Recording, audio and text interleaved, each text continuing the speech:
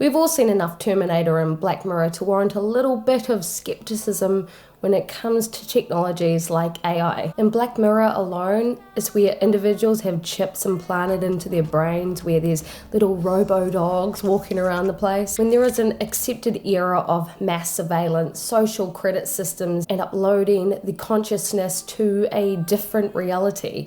And if that doesn't scare you, you're absolutely nuts. In technological advancements defense, however, we started off with inventing the wheel. The invention of the wheel really is a predecessor to the technology that we have today. It's part of the human condition where we want to progress, we want to be pioneers. It gives us a sense of purpose. We have come such a long way in humanity, and unfortunately part of the human condition means that there are both negative and positive aspects to that. Of course, we can be both destructive and creative.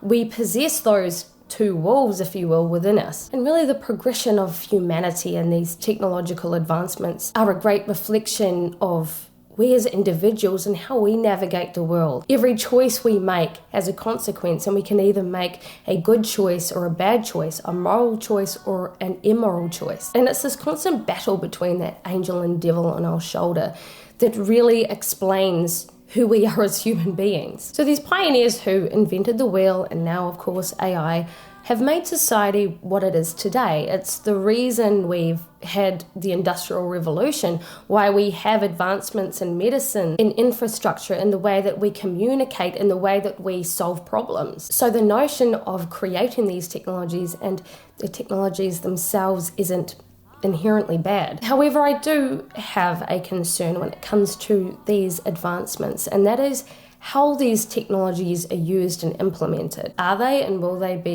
used in a moral way? Furthermore, as we progress further into what some people like to declare as the fourth industrial revolution, what does this mean for the human condition and the human spirit? These are the questions that I have and that I would like to discuss today. Now, I don't pretend to be any kind of expert on AI or technology in general. It's not really my forte. So I'm not going to pretend like I know what every single bit of technology will be used for and if it's good or bad. However, what I am going to be looking at is the humanity behind it. This topic interests me specifically because I am aware the likes of organizations like the World Economic Forum do get together and discuss how humanity wants to progress, or rather how they would like humanity to progress. And I feel that it's important that every individual who lives on this planet, who are part of their societies, have some say in this conversation where we can freely discuss these kinds of things. So, as I mentioned, these technologies and technological advancements are created to convenience human beings. These advancements in technology mean that we have now been able to create life-saving medications. We can prolong life. It also means we can solve really complex issues or create certain things that just make our lives in society so much easier. It comes with accolades and money. This is why we see major corporations adopting these certain technologies so that they can make the maximum profit. Take, for instance, in supermarkets, you don't really see anyone at the checkout so much anymore. And that also means that the corporations don't have to hire someone to do the job that a machine can do. So it essentially works out for them, not so much the person who may have lost their job. And with further progression into AI, this means that machines can take over very menial and very dangerous jobs, which absolutely makes sense. And furthermore, AI could eventually aid us in galactic exploration. I know in regards to Elon Musk, he wants to get us to Mars, and it's not for the sheer fact of simply getting us to Mars, but that really sets the precedent for us to continue to undergo galactic exploration. And in his words, it is a way for us to preserve humanity, to make sure that we outlive our sun's mortal timeline, because there will come a time where Earth is simply not inhabitable anymore. And that right there is a pioneer who invented the wheel. In regards to technology taking our jobs, it's not the act of them taking our jobs that I have questions about. It goes a little bit deeper than that, because I understand that before the invention of the car, we had horse and cart. And so somebody had to be around to shoe the horses, to build the carts. Just as before there was the invention of the light bulb, there was somebody making candlesticks. But my thoughts are, how much will AI actually take over our human space? As human beings, we do tend to settle for convenience because it's convenient. Plus, corporations don't really think so much about the natural consequences of them exploiting certain things. So why are people who are growing food going hungry themselves? They're going hungry because everything they have grown has to be sold in order to pay for the costly seeds and the costly chemicals. Like with many aspects of exploitation, corporations look to patent and own that mean of production and use. Corporations really have a proven track record of the fact that we can't really trust them. So what does that mean in other sectors of our society, especially with the likes of technologies like artificial intelligence? This is where the aspect of how we use it really comes into the equation. If you've followed me for a great while, you know that I've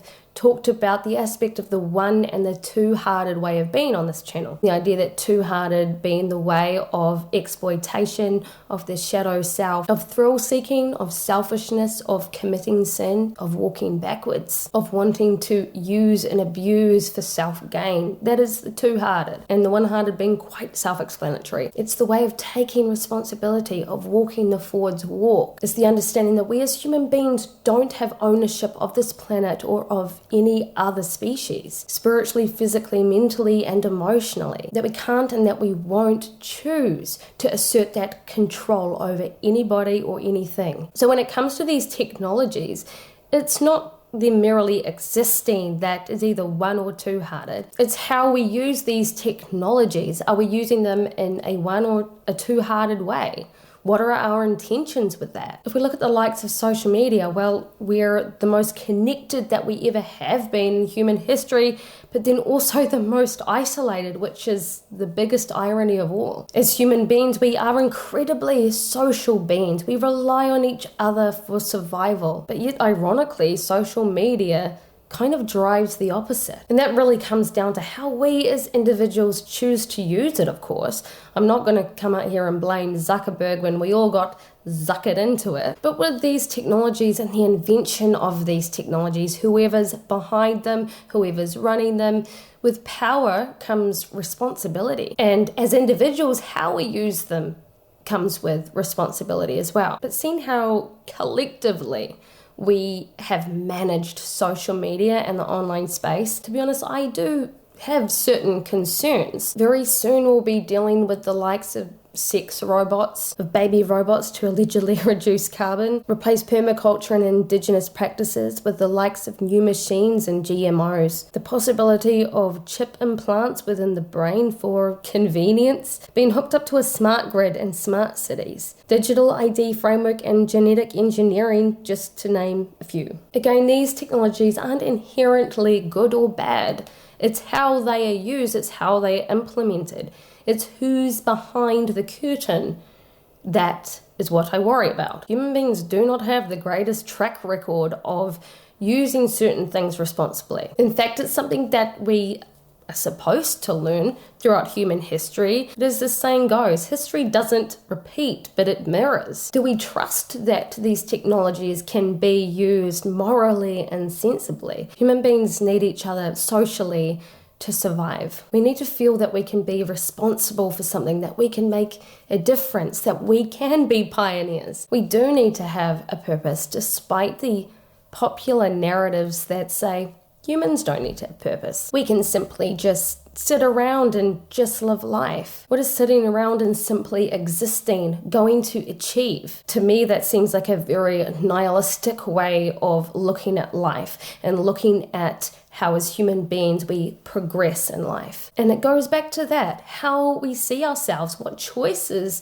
that we make in life. Are we going to choose the forwards or the backward walk? Are we going to choose to be one or two-hearted? And we have to make that choice in every second of our lives. What do you guys think though? Are you concerned with how we are progressing given the fact that humans just screw up a lot. How do you think that we should be using these technologies? Do you think that they should have a certain kind of regulation so that they cannot be used for exploitative means? Do you think that there are ways that we can preserve what is good and moral about being a human being together socially, where AI does not interfere with that process? Please let me know in the comments, and I'll see you guys all again for the next video. Bye!